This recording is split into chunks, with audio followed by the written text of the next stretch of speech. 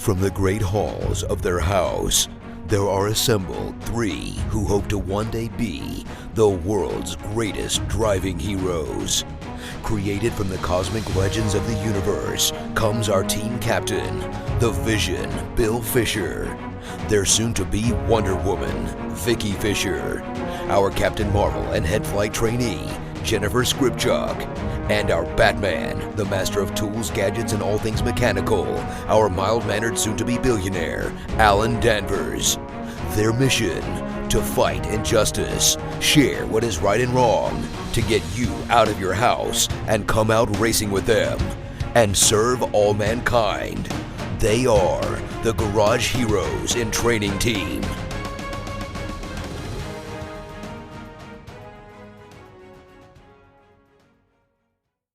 Dominating with Dawson. Captain's Log Supplemental.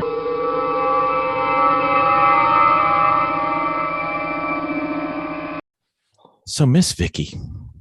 Yes, sir. Do you remember when we were watching those WRL events and some of those grid life events where you used to see the in-car video and it had like the cameras seeing front and back, but it also could see all the telemetry and everything that was going on?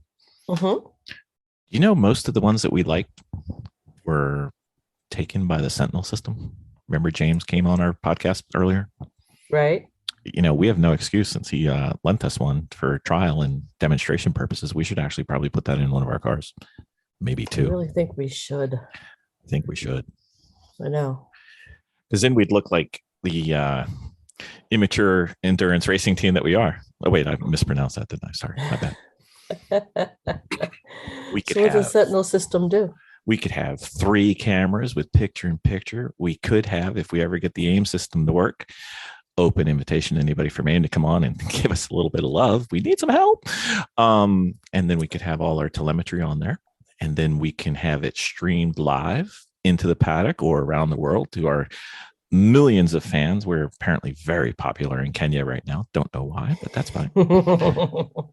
And it can integrate all the available race statistics from like Race Hero and everything. So we could actually see how we're doing on video. We wouldn't even have to carry around our phone anymore. Live. I love it. Mr. Dawson. Yeah. We always try and save people time and make them faster on track and save them some time and hopefully improve their performance. However, we have neglected to go over the potential of lost time in the pit stops. True. Or game time. Mm-hmm. Or game time. Correct. You can do well better than your competitors in pit stops too, and make up some free track positions that you may not have earned under the merit of your own pace. And as we know, free track position is good track position. Oh my goodness. How about that? And as we know, free track position is good track position. I'm not tired at all. Hey, 101 notion. Perfect thought. That's true. Exactly. Because we know that Mr. Dawson would like to go fast on track. And it's rather unique in that you love being on track, but you want to get off it as quick as possible, Ben. What's up with that? Oh yeah, are we talking about how to come off the track when you're pitting? Yeah. I did it at Barber the first time I ever went to Barber. Even though I'd done it in Sims plenty of times and coming out of the pits, I way overdrove it in there the first time. And it was like a slamming on the brakes, sliding around situation. And it was like, okay, I got it. Nope, that's not wow. good. That's not good. I did a very, very quick pit entry, which I'm sure saved us a ton of time. Still in that mental headspace, huh? So you can approach it from time saved or time lost. And I think the potential, because you can't have a 0-second pit stop, but the potential is to lose more time than it is to gain more time. But I think they kind of go hand in hand. So if you were to try to suggest to people how they could save a little time in the pits, what do you do and what do you think they should do? I mean, the thing that smart, super successful teams do, number one, is develop a plan assign something to everybody, and then practice and drill it and practice and drill it until everybody has a they're part of the thing down, and the whole operation is smooth and there's no hiccups. That's one way to get into it. I feel like, hey, we got to get right at our pit stops. We're all a team of people who have time to get together and do stuff like this. Then you methodize what you're going to be doing. You get your method together, and you get all your actors together, make sure everybody has their role assigned to them, and then you do it until it's so boring and routine that you're really good at it. Right. I think the best definition of being well practiced is not the ability to do it repeatedly, but the inability to do it poorly. Yeah. I mean, that's yeah. That's a good way of putting it. I mean, in some ways, my job it's like that. Like, I'd really have to be working hard to screw my job up. I've been doing it so long. And it's fairly complicated work, but I mean, I've been doing it so long. I would have to work at it to mess it up. We have confidence in you, Ben. You can do it. Making the boxes. But yeah, I think that's a good way to think of it. But I mean, other excellent things to do outside of making sure that everybody knows what they're doing every time the car comes in. And if we're talking about when the track is hot and you're competing, you don't want to lose any extra time by just being bumbling around like, oh, who's holding the fireball? Like, I mean, even if it's the 3 minutes before the car comes in, make sure you got everything that you need to do covered. And if you need help from a team next to you, ask for it a little early, but ask for help. Don't just suffer. If you know you're going to need somebody doing something, like, oh man, so and so's eating crackers in the van or whatever, and should be over here, but he's not. So can you hold this fireball for me? And most of the time, people will say it. So even a team we might have been racing door to door. If they came to me and needed help in the pits, or if I see them struggling out of gas, I'm going to jump off the pit wall and help push them up the road too. So I mean, don't be afraid to ask for help too. That's just an aside. But yeah, the most immediate things are to make sure everybody knows what they're doing, and what all has to be accomplished in your pit stop. Are we fueling? Are we changing drivers? Make sure you know what all you're going to do and what each person is going to do. Beyond that, there's a lot of like 5S kind of things you can do in your particular pit space. Like making sure, hey, the air, even to the point of like making a cutout board or a board everything hangs on. Something lays flat. It's got a foam thing that's got the air gauge shape, and it's got the shape of your extra pint of oil. Whatever it is. So everybody knows I'm always going to reach for it and grab this thing right here. Not a lot of people do that, but some of the best teams I've ever seen in amateur racing do that kind of thing. Even to the point of having, I think you guys do this. You have a whiteboard up and you probably write down who's doing what. Is that a routine for you guys? Yeah. Yeah. It does help. It just lets everybody know the window of expectation for their shift. Yeah. So, I mean, the more organized you can be in the pits, the better it is. The more practiced you can be in the pits, just like out on the racetrack with your own driving performance, the better you're going to be at it. Everything comes down to practice and time and money. So I remember one of our friends' teams where they had gotten surgical tubing, and they had tied it to their they tied it to the harness that you ride with all your strappings. So when they got off, they flung off and they hung there. So you didn't have to go rooting around for your stuff. And then I don't know how successful that was, because you might end up having issues with where the surgical tubing is. But that was really kind of neat that they could just hop in and it just kind of flung off, but it also just kind of hung there at the same time in a certain position. Yeah, that was kind of clever.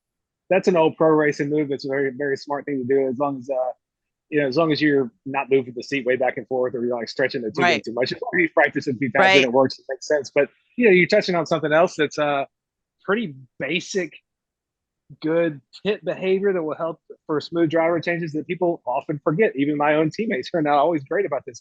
But when you're coming off the pit, as soon as it's safe, like, don't do it.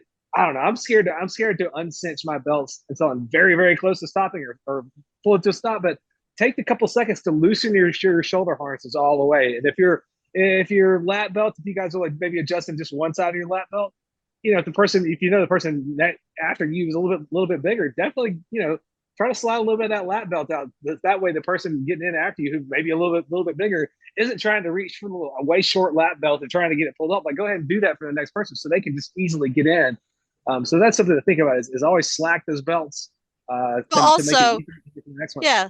Also, if you if you also happen to have a slider seat, just slide it all the way back. So whoever's getting in doesn't have to struggle from a small person getting out to a bigger person getting in, Yeah. I don't want to sound too supportive of slider seats, but yes, that's good practice too. Right. Yeah. We know, Ben. We know. I know. Okay. But getting in there and having the belts maladjusted, and you're the driver trying to get in and get going. It's disheartening. It takes extra time. You're in a funk leaving the pits because you had extra struggle that you didn't need to have. So it's good manners, saves times, lets the next driver go out feeling like part of a team, not like somebody forgot about. Right. Yep. So I think we haven't touched on a couple other things though. You got to know the rules. Yes, I was going to get to that. You're absolutely right. Of what you're allowed to do. How many people can come across? Is there a time limit? Is there a time min, a time max? Is there a maximum of what activities you're allowed to do in the pits versus what you have to take behind the wall? Yep. Well, speaking from experience, there apparently is no limit on the upper limit for the amount of time we can be in the pits, man. I'm just saying. I'm sorry. I meant on the hot pit road. Okay. Some organizations will let you do a certain amount of work to the vehicle out there on the hot pit. But then they're like, hey, whoa, you got, you're allowed one jack stand, but you can't have two. There's just pay attention to whatever the specific pitting rules are, because hopefully our listeners are connoisseurs of various race organizations, and there's different pitting at a lemons race than it is a champ race than it is an AER race. I think AER, don't you have a 3-minute minimum? I think it's 3. Right. And then the champ car is like a 5 minute. So you go from a really easy pit window that you can't be any faster than with 5 minutes to a very doable but more succinct time in AER. But teams that nail their 3-minute pit stops in AER are usually they're pretty competitive. It's not insane to hit 3 minutes, but you need to have a plan, and you can't really have a couple of hiccups to hit that. Do you have any thoughts on time minimums? Yeah, just the kind of things like those safety rules. It's so much dependent on who you're trying to regulate. Mm-hmm. If you're regulating pro teams, they don't need a minimum, but they're always going to be trying to get around it. I mean, if it comes down to a safety thing where you're just like, hey, let's make sure everybody's in the pits for this amount of time just so nobody's rushed. That sounds smart to me. And lemons doesn't do that. Lemons, you just fit for however long you need to, but you can't be fueling and changing drivers. So their stops are inherently going to kind of take a while. Am I right about that? Is it still that way? See, the thing for me is let's go with lemons for now. Mm-hmm. You if you're doing fuel, your driver's getting out, whether they're staying in or it doesn't matter. So for that would be the highest reason for me to have a pit stop minimum time limit. Because if your driver stays in and you're fueling, it just feels weird to me to do that. One, but you got to be careful you don't have a fire there. So take your time. Sure. Yeah, I agree. I think anything that kind of slows down the pitting process in amateur endurance racing, not a big deal. As long as everybody's subject to the same limitations, who cares? And that's my opinion. In some ways, you might think of it as a little bit babying to go, hey, you got to be in here for 5 minutes. But also, other benefits of that are gives you time to go around, wiggle each wheel, make sure you don't have a bearing that's shot. If you're allowed gives you time to check. Well, right. But, I'm thinking about specifically, like I think the champ car. I think you can go around, use your minute to check the oil. Gives you a little bit of space to service the car without shit going crazy all around you, or trying to do it while other stuff's going on necessarily. So I think there is a little bit of benefit. They're all interconnected though. Like if you're only allowed to do water for your cool suit, change the fuel, change your driver, and that's it. Where's that? Is that lemons? Lemons, yeah. Okay, yeah. I hate to admit it, but I think it's been like 2 or 3 years since I've done lemons, and I wasn't in a position where I needed to know what I couldn't get to. I was just driving somebody's car. So sorry about that. I'd forgotten that regulation. But I'm thinking about more recently having done AER races and Champ Car and Lucky Dog, where in the pits it's worth taking a couple seconds with the car. I think even Lucky Dog, they have no limit, but you might as well do a couple things to make sure you're taking care of if you're worried about the car using oil, check your oil on the pit stop. Don't let being obsessed with making a certain pit stop time make you sacrifice the engine. Like if you know this thing's burning a quart of oil between every stop, it's like, the guy's right behind us, still do the oil, I would say. I wouldn't skip something for the healthier car just to make a certain time in the pits because, not winning anything if you blow your motor. You know what I mean? I'm just trying to think of a couple of, a scenario where it's worth taking the extra time in the pits, even though you feel like it might hurt you immediately in competition. Mm-hmm. No, I definitely agree. I just, I'm not sure,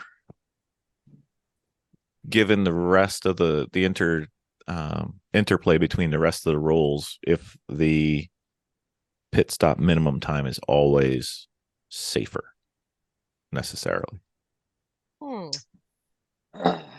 Yeah, I agree. I mean, I think ultimately, slowing things down, that's where the driver's got to get out. Whoever's driving, has to get out, or whoever's going to be driving. No driver can be in the car while you're fueling. I think that's the safest way to do it. Yeah. You never know when a drop of fuel is going to get on a hot road or something. I'm surprised it never, almost never happens, right? Almost never. Almost never have a fire, but they do every once in a while happen. But yeah, I'm just surprised they don't happen more often. As dumb as I am myself. Maybe I'm projecting, but as dumb as I am, I'm shocked we don't burn ourselves down to the ground more often. But knock on wood, knock on fiberglass, the fire incidents in our thing are fairly rare. Yeah.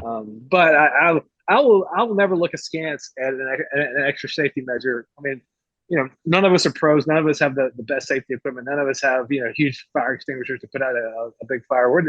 I think it's smart to be safe about it. And I don't think there's a whole lot to be gained by making the pitting a huge part of the competitive situation until you're hugely competitive or maybe getting paid for it. You know what I mean? Well, the big issue that I see, it's a little bit of conjecture for it, but if you're getting towards the end of the race and you just need a splash, right? All you need is 3 gallons just to make it to the end. Why do I need 5 minutes? Right. But anyway. All right, let's go back to pit stops. I've kind of digressed a bit. What can you do to save a little bit of time in the pit? What can you do to get things done most efficiently? Miss Vicki, you haven't said much. What do you got? No, I think just most efficiently is definitely have a plan for when that racer exits the car, for who's going to be holding what, who's going to be passing gas cans off, who is going to actually be doing the filling. I mean, even though you're saying, yes, everybody, that this is how we're going to go ahead and do the pit stop, it doesn't mean that when everybody gets down there, they know their exact role and what to do. And sometimes I get a little confused because we just kind of all just jump in and do it, but nothing's really scheduled. Like who's supposed to be doing what, who's supposed to be holding what, who's supposed to be pouring. As so The Rock says. Oh yeah. Know your role. That's right. So, and then the scheduling part, but I mean, I think we covered pretty much everything on how to do it. Get there early, make sure you got the radios coming in so you're not wasting time. Have what you need. Absolutely have everything you need. Make sure make sure you actually have that loaded, and definitely have proper gear to get it down there. It's always nice that how much your car is holding. Or your driver has their Hans device on. Always helpful. Yes. Yeah. I can't really think of anything. I think we covered it. Nope. We got lots more. We're good. All right. So what do you think? What do you think, Bill? Well, things that we've learned over time. If we sequence our drivers from biggest to smallest, the harnesses become less of an issue. Mm-hmm. Yeah. Right? Because you're working down and everything's tightening, because loosening is more time consuming than tightening. So there's that. And then we never have the driver doing the fueling. Yeah. Just because if they spill a little bit, they don't have a way of getting away from it, and they're going to be stuck in the car with it. And at best, it's going to smell. or I just never assume I can trust a driver who's getting out of the car to do anything. You talking about the outgoing driver? No, the ingoing driver can't do fuel. Yeah. They do. And they also can't. Fire. They also can't get it. They also can't get in the car smelling like whatever gas I just spilled all over them. You know what I mean? So they don't fuel. They do. Typically, they're the fire person for us. Sure. Yeah. Gotcha. That makes sense. That's a good use of an incoming or outgoing driver. But also, I always assume that the driver coming out is going to just fall right on the ground and not be capable of anything. Usually. Is that what you guys think? Yeah. I mean, that's the assumption I usually go with. I mean, not being a smart ass. I need to know who you got to know who you can really count on in a pit stop. I got to have this guy doing this, and I just want the driver to get over the wall and relax. Yeah. If the driver does anything, it's a bonus, really. You know, their job is to get out of the car and get over the wall and stay out of the way. Yeah. And speaking of which, getting the driver out of the car, Mental does this, and I think a lot of teams do this, and I think it's a good practice, and it does save us time. Mental will just go to the door, open the door, grab the driver under the armpits, and pull them out. There's no fumbling, there's no bumbling. It's like an ejector seat. Oh, yeah. So there's no struggling for the guy to get out. He just gets assisted. He just grabs them, and you're coming out. Let's remind all of our listeners about the concept of consent, and then that sounds like a good idea. Well, I'd like to see our very small Jennifer try to pull Bill out. Well, I didn't say Jennifer pulls me out. But, Well, no, but like any little boost. I mean, a little bit of help, man. Even if I can't bodily lift somebody, somebody give me a little boost out of the race car, I'm coming on out. Even if she could just get my helmet into the hole of the window as opposed to banging into the solid parts of the car, that would be appreciated. You want to unhook any comms before you do any yanking. Yes. Unhook the comm, pull you out. Yep. So that's what everybody always forgets. And you see a driver get out and then their head gets yanked back toward the car, like, you forgot your cable, didn't you, buddy? Yep, pretty much. The other thing that we do sometimes, I'd say high 90%, but not 100%. If you slide the seat back, the next person getting in before they fix their belts should put the seat in the right spot, because you're screwed. You can put the belts on. How many people have done that? Exactly. The total redo situation. I thought you were going to say 90% of the time you guys do a butt slap or something like that. We always get a butt slap in. I mean, we're way over 90% on that. Okay, thank goodness. Yeah. We got priorities, man. So, any other little tips and tricks you guys can think of? I mean, other than making sure slap ass is part of your routine in the pits. I think we've covered it. We've covered it. I think we've got a lot of this stuff covered, but we haven't covered all of it. And there's always plenty of tips and tricks that our listeners might have, and we'd love to hear from you about them, just so we can steal your whatever you're doing that sounds right, or just if it's goofy, we also want to hear about that. Tell us your wackiest pit stop stories. I know. I think this is my most recent race. I turned around with what I thought was an empty gas can and hosed the entirety of Winsome Racing down with some spritzes of gas. And I was like, "Thanks a lot, dickhead." That kind of thing. It was Mr. Dickhead to you, but that's okay. Dominating with dickhead. That's right. I can't wait to learn something from our listeners. That would be fantastic. Yeah. Tell us about it. That's right. Miss Vicki, did you get anything? No, I'm good. All right. Very well. Nothing to admit at this moment. Is that what you're saying? No. There's many times I've gotten in the seat and went, I got to adjust the seat before I got to put the belts on. There's nothing like I've already belted it up. And you can't touch a pedal. That's fantastic. Dang. Just so excited to get behind the wheel. Mm-hmm. Indeed. All right. Sounds good. Oh, detachable steering wheel would be a good thing for your more luxurious animals. Yeah, that's true. If everybody's strong, you could probably slide under whatever wheel you got. But also, if you're talking about a Miata, you're probably going to have one, no matter who's getting in now. Yeah, I mean, my big issue besides getting my helmet in the car is getting my legs in the car, because I'll hit the steering wheel with the middle of my just above my knee, right? Mm-hmm. And it's just the dimensions of my calf, and it gets on the floor, and then I'm hitting the steering wheel. So anyway, you don't have to, but it does make it easier, and easy is good. Mm-hmm. All right, one tip for you detachable steering wheel people: once you've gotten one, don't detach it and then fling it up on your dashboard because the little hub is going to hit your windshield and break it. Just be aware of that. I'm only saying that because somebody did it to me one time in my race car, and I was like, damn it. The hook on the cage works pretty nicely, though. Yeah, get you a helmet hook or just don't sling it up against the windshield, whichever way. Mm-hmm. The passenger seat's a great place. The stick shift is a great place. Mm-hmm. Take it in the grocery store with you so nobody can steal your race car. Absolutely. Yeah. It does take a longer than 5-minute pit stop to go to the grocery store, though. Just FYI. Mm-hmm. Yeah. True. All right, that one's dead. All right. Thanks, everybody. Killed it. Bye. Thank you.